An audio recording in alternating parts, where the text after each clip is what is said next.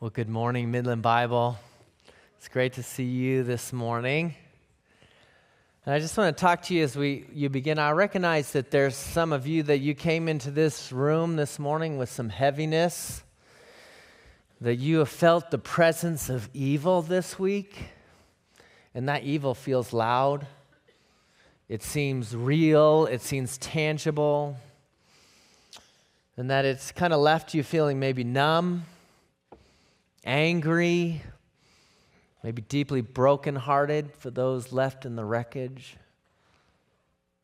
Or some of you, I think, you just feel helpless. It just sometimes seems that the darkness and the evil that is out there is just overwhelming. And it seems that there's nothing to do. You're helpless about it. And today's sermon actually happens to be on Jesus confronting evil. Originally, I was going to preach it last week, but I thought it better not to talk about the demonic in front of your kids. And so in God's providence, today is the day we're going to talk in chapter 5, verses 1 to 20, about how Jesus confronts evil and defeats it. And so this morning, do you feel evil in your life creeping in? Do you seem powerless to deal with the evil that you see in your own life, in our culture, in our nation? Does it seem like evil is winning today? Well, this passage that we're going to go through this morning is going to give us hope in the midst of the evil that is outside and what we don't like to admit, that the evil that tries to slip into our own hearts and lives as well. And so we're going to look at this here in the background to Jesus' interactions with the demonic in Mark. There are several different places, but I've chosen this one because it is the most dramatic. It's the most detailed account of Jesus dealing and exorcising a demon out. But he does it in Mark chapter 1 as well. Remember, if you read it before, he's in the synagogue of Capernaum, and as he's teaching, a demon-possessed man stands up during his teaching and says, "I know who you are, the Holy One of God." He casts the demon out and says, "Be quiet." And then he's preaching and teaching throughout Galilee in chapter 1, and he's casting out demons where he goes. Mark chapter 3, he casts out another unclean spirit, says, "I know who you are, you're the Son of God." And he just cast him out. In fact, Mark 3, verses 22, the religious leaders recognize that Jesus is casting out and dealing with the demonic, dealing with evil head on. And they claim that you're doing it by the power of Beelzebub. It's another name for Satan. That's how you're doing all these things. And so there's no question that Jesus is doing it, but what I want us to focus on is chapter 5, verses 1 through 20. And demonstrate how Jesus is Lord even over evil, and he's come to conquer it and take it head on. So chapter 5, verse 1 says this: "Then they came to the other side of the sea, to the country of the Gerasenes." See, when Jesus does this, the Gerasenes is this place in Israel. It's up by the sea, and there's like the Decapolis. It's 10 different Hellenistic Gentile cities. And so Jesus, when he crosses over the sea to this Gentile land, he's not just frolicking in a boat ride. He's not just saying, "Well, let's just go see what's over here." But what Jesus is embarking on is a daring invasion. He's stepping out into alien turf under enemy occupation. And the moment that he arrives on these shores, there's a clash. And it's a reminder that every square inch of land, every wave of the sea is contested territory in this world. And C.S. Lewis said it best when he said this: "There is no neutral ground in the universe. Every square inch, every split second is claimed by God and counterclaimed by Satan." So you cannot stay neutral in this battle. It is not a neutral battle that we are in. It's not just like whatever, but you're either drifting towards darkness or you're being claimed by the light of Christ. And so this morning, where in your life are you tempted to think that there is no neutral ground? Is it in entertainment, in money, in your relationships, in your thought life? See, here is the truth. Every moment, every decision, every desire that you have is either being yielded to Christ or is being contested by Satan. And Satan will use all those things in your life, none of which necessarily are bad things, but he will try to worm his way in. And part of the way is to get you to think it's neutral. It doesn't really matter. But Satan can animate those things towards evil.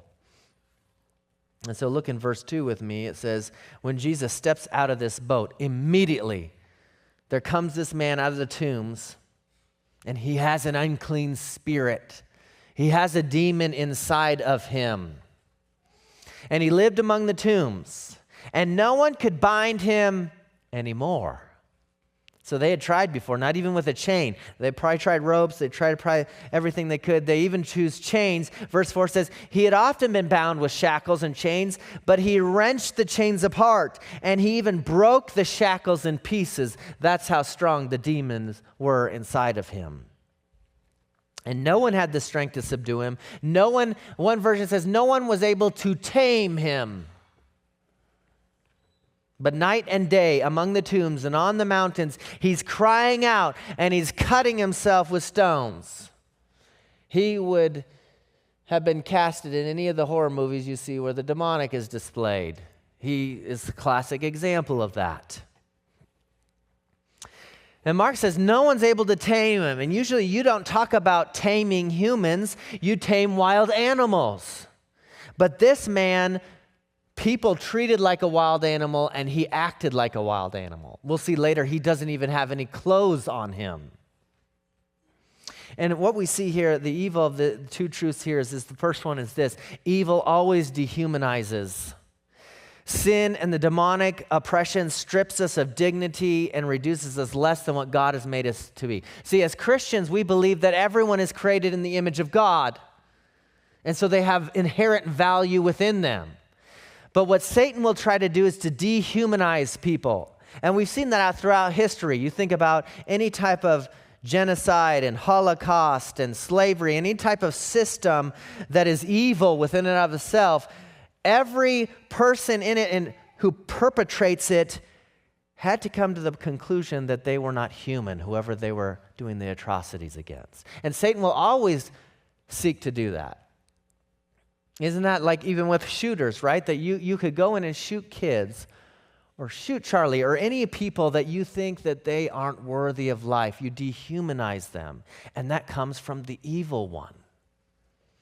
And the second thing we see here is that human power is inadequate to be able to deal with the demonic, to deal with evil itself. Look at the people here. They try to use bars and chains, but iron bars and chains cannot bridle evil. It might restrain it for a while, but society tries everything and it doesn't work. Right? Think about that. His therapy was chains. His hospital ward was the tombs. His medication was solitude. But chains only managed symptoms and it didn't deal with the disease. He was still had the demons inside of him. And isolation might have protected others, but it left him more broken and full of self-destructive habits in his life. And we may not see people breaking chains with their hands today, but we see many people bound by things that no one can tame. Addictions that are tighter than shackles, destructive cycles of thinking or behavior of anger or lust and shame. The inner voices of lies that won't be silenced, and if you keep listening to those lies, you'll eventually live out what the demonic wants you to do. See, our culture responds in the same way that the Gerasenes did, don't they? Restrain it, medicate it, isolate it, push people out to the margins. And what we want to do is we want to rename the demons with modern labels, right? Well, it's just trauma, it's their past, it's someone else, it's addictions, it's disorders. And renaming evil does not conquer it. See, only Jesus does what chains and systems and isolations and what our culture, who has no category to even call anything evil, cannot do. Jesus doesn't restrain us like animals. He restores us as children of God. He doesn't exile the broken, but he seeks to embrace them. Jesus doesn't just subdue turmoil, but Jesus comes to speak peace and to bring wholeness where there is evil. And so verse 6 says, when he saw Jesus from afar, this man runs and he falls down before Jesus. You see that there? That this evil presence, unclean spirit, it comes and bows down before Jesus. It recognizes that Jesus is the higher power. And crying out with a loud voice, he says, "What do we have to do with each other?" And that loud voice that he's using, you can imagine like from maybe horror movies or whatever you've seen where the distorted voice and it sounds evil and they're using it to scare, that most likely was what was going on with this man. It was an evil voice that was coming out of him. And what do I have to do with you, Jesus, Son of the Most High God? What business do we have with each other, Jesus? Why have you come and disrupted what I've got going on here? And then he tries to use some exorcism language. I adjure you by God, do not torment me. He recognizes Jesus has the ability to do anything, including tormenting him. Other gospels say, don't throw me into the abyss, don't torment me to the time. And so there was something, appointed time of which Jesus will cast all those demons in the lake of fire. And then this is out of order. Mark puts it out of order, but verse 8 says, for he had already said to him earlier, come out of the man, you unclean spirit. So Jesus had already spoken to him with a word saying, come out of him, you unclean spirit. And that's when the demon is talking to him. See, when you compare the accounts of Jesus' exorcism with stories of exorcism that happened in the contemporary Greco-Roman world, there's one thing that stands out. Jesus does not resort to any special techniques employed by the other exorcists to purge the demons. He doesn't use these odd recipes, secret prayers, bizarre formulas. He doesn't have a prayer book of exorcism that he has to read in order to get the demon to come out. He doesn't even have to deal with the knowledge of the name of the demon, or here's the thwarting angel that you have to bring in order to trump the demon. He doesn't do any of that. He just says, come out of him. See, the power of his person alone is able to drive out the demons. The power to prevail over the demons resides within Jesus Christ himself. He does not have to appeal to any other type of authority. But all other kinds of exorcism, you must appeal to something higher in order to fight this power. Jesus doesn't do that. But you see that in verse 7 that the demons try to do that. I adjure you by God who's greater than me, and trying to manipulate Jesus and control him about what he should or should not do. But Jesus asked the man, what is your name? And he replies, my name is Legion, for we are many. And if you're not familiar with the military of the Roman Empire, Legion had this militant dimension to it. In the Roman Empire, a legion was usually about 6,000 men and 120 cavalry. So when it says legion here, it's not just some stray demon. It's not just some passing influence. This is an invading army that's entrenched within this man. Thousands of demons are dwelt within him. And in every other case, you see that Jesus, when he casts a demon out, they leave. These demons, though, they try to talk with Jesus and can we work out a deal, Jesus, of what happens to us next. And maybe by the sheer force of how many there were, they thought they had strength in numbers to even talk to Jesus. And Jesus, he asked for the name of the demon. I love what Rodney Cooper observes. Confession releases shame and enables healing to happen. In the Bible, name stands for nature. So the man was virtually asking to confess the nature of the powers of evil that he was enslaved to. And so sometimes for us this morning, the first step towards your healing is to name what is enslaving you. And is it addiction? Is it anger? Is it lust? Is it bitterness? Is it fear? What is it that is enslaving you right now? When you bring it into the light of Christ and confess it for what it is, That's when the shame begins to lose its grip. That's when the chains are broken in your life. And when Satan wants to do is keep it hidden. Don't tell anyone about this. Imagine what's going to happen if you do. And those of you who have confessed sin to others, isn't it a release?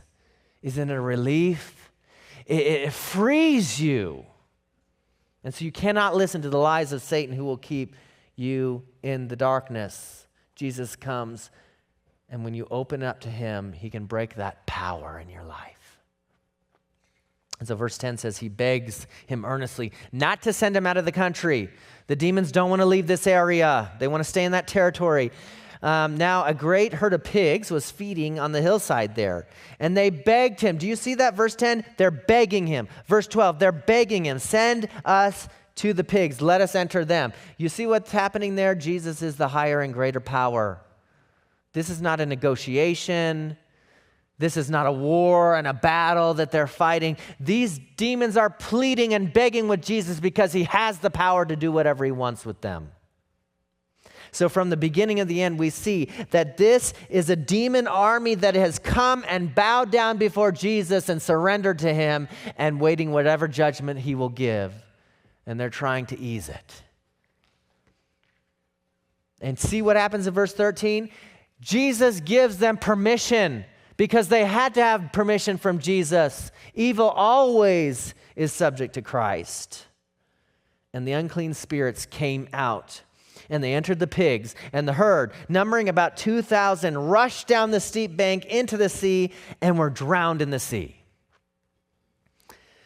Now, I know what you're thinking as a modern thinker. What the heck is going on with these pigs, right? And as I looked into anyone that said anything in commentaries about this, there is literally no consensus about what's going on here. Nobody really knows exactly what's happening. And what's dangerous to do in this situation is that we try to build a demonology out of it. Well, you know, all demons have to inhabit something, and they are territorial, and these demons probably were drowned with the pigs, and they're going into the ether. Like, we don't know any of that. Mark doesn't, he describes what happens, but he doesn't say, and now let me just give you a quick lesson on what's going on in the demonic world. He doesn't. So we have to be a little bit careful about trying to build our theology of how we're going to deal with the demonic based on this story. But it is kind of weird. It's really strange. And as modern readers, we really sympathize with the pigs, don't we? We're just like, oh, Jesus, I can't believe all those pigs just got drowned. And the reason we think that is we don't have the Jewish mindset. We have our culture, right? We have Wilbur, right? And we have Babe. And we have the little piglet from the 100 Acre Woods, right? And we just picture them drowning in the sea.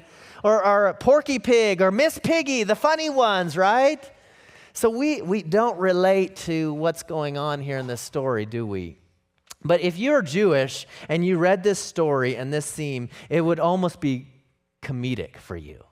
Because you would read, you see, the unclean spirits are going into unclean animals and both are being destroyed. Because in the Old Testament, in the law, you could not eat pig. They were considered unclean animals. And honestly, they're not really that clean today either, are they? But the point's not about animal cruelty. We don't have to worry about PETA coming and banging down Jesus' door. That's not what's happening, that Jesus hates animals. But it's talking about this total cleansing that's going to happen here, that evil is dealt with decisively in a visible way. And I think we would better understand that as West Texans is if Jesus were to cast out the demons and allow them to go into 2,000 rattlesnakes. Because then we would be like, yeah, Jesus, get them. Nobody likes those. They're unclean. Get them away from us. It's not a problem. So that would be more aligned with what the Jews at that time would have understood about this. But regardless of what's going on, when we hear stories like this, many of us in the West assume two things falsely. We first think that the demon possession is always dramatic and extreme. We think it's like the Exorcist movie where the little girl's spinning her head around and throwing up everywhere. And it's just this bizarre experience and so dramatic. And it's not always the case. Sometimes Satan comes subtly. He comes like an angel of light. He comes in deception. He slithers his way into our life. And it's not always will he use this dramatic way. And he does in other countries. You've read about those stories where the demonic is still powerfully at work in the same way in this story.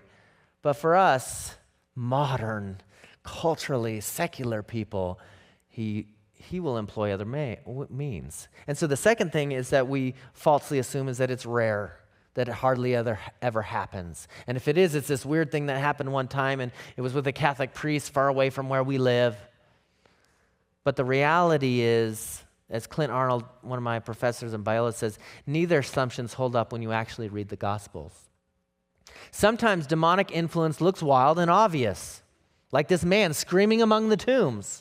And other times it's more subtle. It's like lies whispered in our hearts, addictions that take control, peer pressure that to not do the right thing, pride that resists correction. I will ascend, I will become like God. That's what Satan says.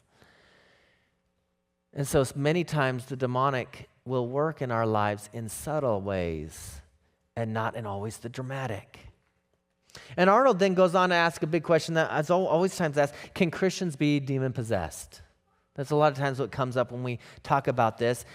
And the word possession is kind of misleading. The Bible doesn't actually use the word possession. It says demonized.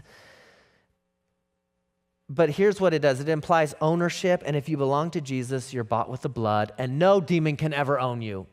At the core structure of who you are, no demon can ever control you and possess you in that way. But it doesn't mean that we as Christians are immune. We can still come under attack, influence, and oppression of Satan. And that's why Paul says, do not give the devil a foothold, because you can give him room in your life. You can give him foothold to try to get and entrench himself into your life. And just like the Old Testament, where it came to the temple, that there's a time in the temple worship where the Shekinah glory would come down, where they had come so far away that they dragged idols into the temple, the very space of where God was supposed to be worshiped. You can bring in idolatry into your life. You can allow the demonic to come in. And that's why Paul says, don't give it a foothold in your life. And there's obvious ways, right? Like don't get involved in the occult. Don't do horoscopes. Don't be involved in Ouija board and all those things, tarot cards. Don't open yourself up to that. And that's the obvious way, but don't allow yourself to let other things in your life. Bitterness is a way Satan can get a foothold. Habitual sin in your life that's unconfessed. Gossip. There's other ways that Satan can come and seek to oppress you. And so we see here's the good news about Jesus. We meet this man, he's unclean tombs, unclean place with unclean pigs, layer upon layer of uncleanliness. And yet this man is as far from God as you could possibly imagine. Who's going to come save him with the pigs and in the tombs in a Gentile area? And yet that's exactly where Jesus goes. He's not afraid of the mess. He's not afraid of evil, and he's willing to step right into it. And that is good news for us, that when Jesus comes near, he doesn't become defiled by uncleanliness, but his holiness diminishes, destroys it, overwhelms impurity, and brings cleansing power. And Jesus reverses the entire order. The man's filth and bondage to Satan is destroyed by Jesus. And Jesus has the power to completely dismantle evil in your life, in our country, in our culture. That's what he has the ability to do. We see that right here in this passage. And so verse 14, the herdsmen, they fled, they run away. You see, they go in and they tell people what happened, and they wait, well, what? 2,000 pigs are dead? Wait, what's going on? And so they come out to Jesus in verse 15. And they saw the demon-possessed man and the one who had the legion, the army, the thousands of demons inside. And here he is sitting down, not running around crazy. He's clothed. He's not naked anymore. And he's in his right mind. And you would expect the next sentence was, and they were filled with great joy to Jesus for cleansing this man and taking the evil away. But that's not what it says, does it? It says they were afraid. And then verse 16 says, and those who had seen it described to them and what had happened to the demon-possessed man and what they saw the dead pigs floating in the sea. They began to beg Jesus to depart from the region. They want Jesus to leave. They see his great power at work, but they want to push him away. Isn't that striking? The demons are begging to stay. The town people are begging Jesus to leave. And sometimes evil is less frightening than the transformation that comes from Jesus. We'd rather cling to the predictable chains that we know than embrace the unsettling freedom that Jesus will bring to us. And so in this story, you've got the demons who think that they're going to try to outsmart Jesus, who Jesus completely vanquishes and gets rid of. You have the man that Jesus heals, and then you have the townspeople who are frightened by Jesus. And think about this. Jesus scares the community more than the demonized man ever did. Why? Because his power to disrupt their comfort, their economy, and their way of life, it comes and just disrupts all of that. Think about that. The deliverance came with a price, the pigs, 2,000 pigs. You know what I did? I Googled this week, what's the going rate of a pig these days? You know, and it depends on the weight of it, but on average it's about $100. So think about that. $200,000 just jumped off the cliff and is gone forever. And that's in our currency. Imagine what it would have been back for them. And so people can sometimes tolerate religion as long as it doesn't affect their business profits.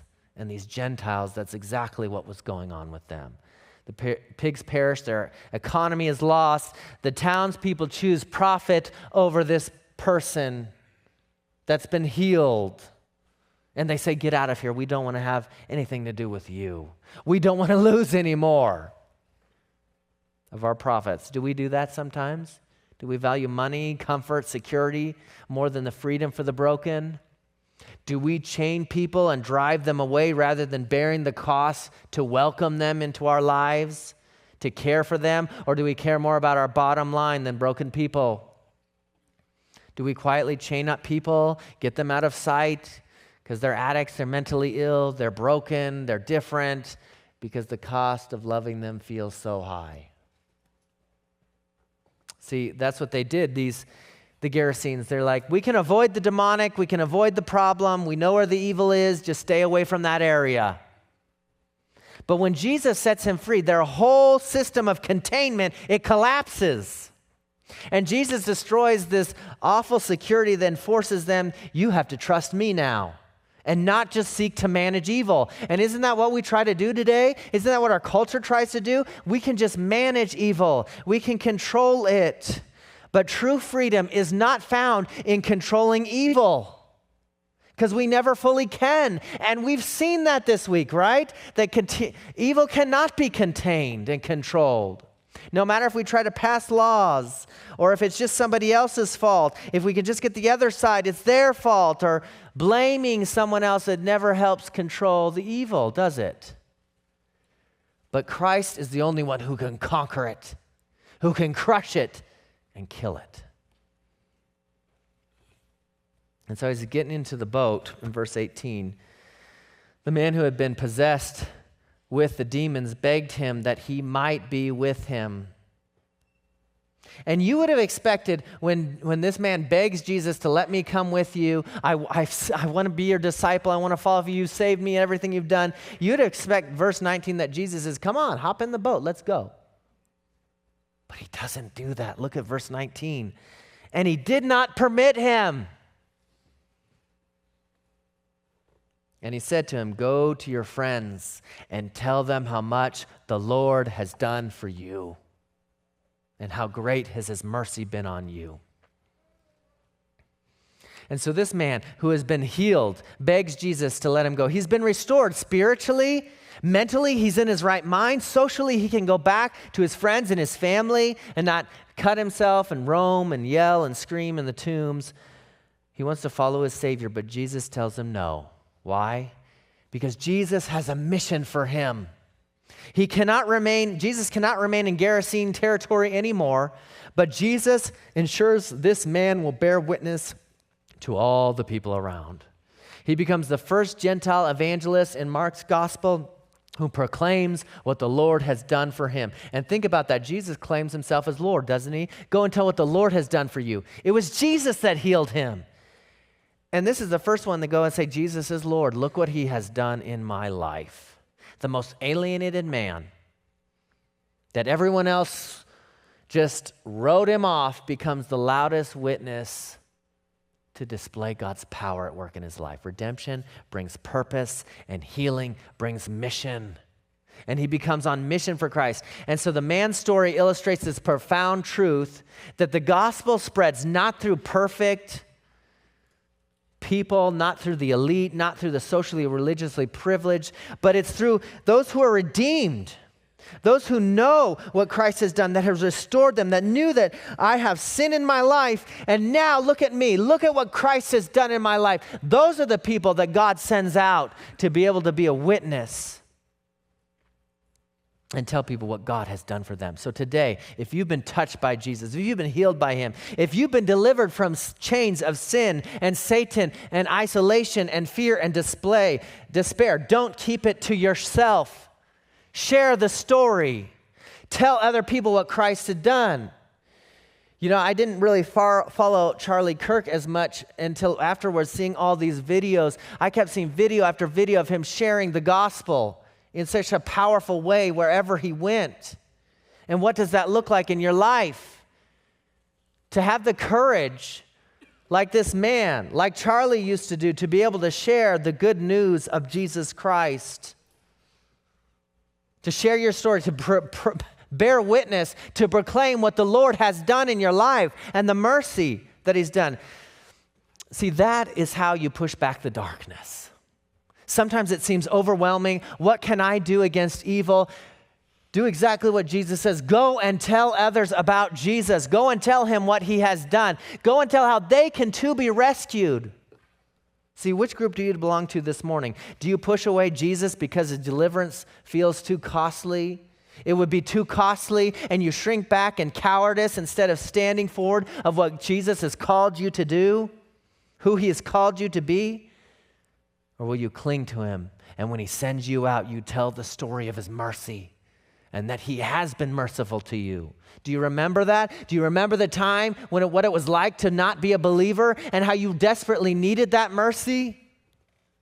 And this is what he does in verse 20. He says, and he went away and he began to proclaim in the Decapolis. Decapolis means 10 cities. There was 10 Gentile cities, how much Jesus had done for him. He begins to proclaim, and everyone marvels at this. See, Jesus honors the request of the people, of the townspeople. He will not force his way in. He leaves, but he did not leave them without a witness. Isn't that true? Jesus isn't here now, but he has left this world with a witness, and it's you, Christian. He left a man behind to tell everyone what had happened, even about the pigs, and he restores his life. And this man becomes a living parable of demonstrating God's power and his mercy, and it challenges the community, and it pushes back on evil, saying there is a God that's greater than any evil and any darkness you might be experiencing now. And listen to this. When Jesus comes back to these 10 cities in Mark chapter 7, it says that the people actually came to him to be healed. They expected that. They had expectation that he could do it. And why? Why did they now say, the first time they sent him away and the second time they said, come heal us? It's because this missionary activity of this once demonized man laid the groundwork for the gospel to go forth and be spread, so that when Jesus came, he could heal, he could deliver, he could push back the darkness and keep it at bay forever. And so what about you this morning? What testimony of Jesus' work in your life is laying the groundwork by sharing about Christ and going public with your faith will show the power and the salvation of the lives of those who are around you? Who needs to hear the story of redemption, your living parable for your friends and your family, for the workplace that you're in, for your community? That's how you are able to push back on evil. Are you willing to stand up and have the courage to go and tell all that the Lord has done for you and how he's been merciful to you? See, Satan's aim is to kill, steal, and destroy. And we've seen that this week. We saw it recently with the Catholic school as well. They even put on the bullets, "Where is your God?" We've seen evil. But we even struggle with evil in our own life, that some of us, we're not controlled by legions of demons, but we're controlled by legions of cravings and destructive impulses and addictions and self-harm and pride and envy and gossip, that we're controlled by internal lies that God doesn't love us, or that he won't forgive me, or I'm not worthy enough, obsession with shame, or secret sins like pornography that is just holding you back from doing what God asked you to do. You keep it secret, and you can't go forward to proclaim what the Lord has done for your life. You feel a hypocrite. You feel weak in your faith because you can't conquer these habitual sins in your life. And so the darkness continues to creep in instead of allowing Christ to help you conquer it. But we can have confidence in that, right? Can we not have confidence that Christ will conquer the evil in this world? We can. And here's how we can. Think about this man, this demon-possessed man. He's alienated. He lives in the tombs. He's cut off from community. He's in bondage. He's chained, but nothing can hold him back. He's in pain. He's crying out, tormented day and night by all these thousands of demons. He's self-harm. He's cutting himself, which that's from Satan, with stones. He's naked. He's stripped of all dignity. He's living in death. He's dwelling amongst the tombs. And this is how we know that Jesus defeats evil. Did not Jesus go into all of that? Isn't that what Jesus does for us? Jesus is completely alienated. My God, why have you forsaken me? Jesus takes on bondage. He's chained up for us in himself. He bore our sin in his body on the tree. Jesus takes our pain. He's a man of sorrows, acquainted with grief. Jesus is cut for us. On the cross, he is pierced through. And Jesus is stripped naked, exposed for everyone, the world to see. And Jesus goes into the tomb, the ultimate tomb. He enters into death itself. And that, Christian, is how you know that Jesus can conquer evil, is because we've seen how he has already done it. He goes into death. He goes into that tomb, and he has risen again and come back to life. And that is how we have confidence. No matter how dark this week has been, or this year has been, or the evil seems to be pressing in on us, we have a hope in our Savior, Jesus Christ. And he will crush it all. So, Christian, this morning, if you're here and you feel bound, if you feel broken, if you feel hopeless, remember this. Look at this story. Here is a man who lived in the tombs, who he walked away clothed in his right mind, full of joy because Jesus has set him free. And Jesus is willing to do the same for you. No matter what you're going through, no matter what you're in, no matter how deep the darkness is, Jesus can set you free. And the demonic is real.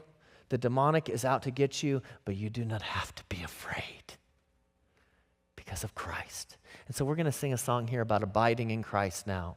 We're going to sing this song about being connected to the true vine. And if you need prayer because of the demonic that's working in your life, how Satan's trying to get a foothold, if you need to prayer, be like, can you pray over me? I just feel the darkness that's going on in our world. I'm going to stand in the back. So is Pat. We'll be more than happy to pray with you and point you to Christ. Let me close here with this hymn, a section of this hymn from Martin Luther, the old reformer. And it was called, "A Mighty Fortress is Our God." And here's this line I want to read.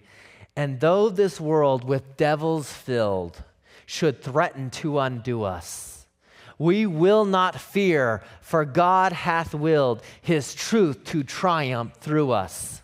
The prince of darkness grim, we tremble not for him. His rage we can endure.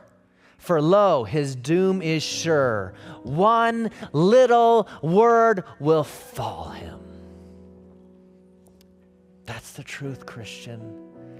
One word from Christ will vanquish all evil and all wickedness. And Christ can redeem it all, can he not? And we know that all the demonic forces that are animating all the people in this world will be vanquished because of who Jesus is. And we believe that he will come back again and he will dispel it forever. And that is our hope, even in the midst of the darkness. So let us sing our faith again.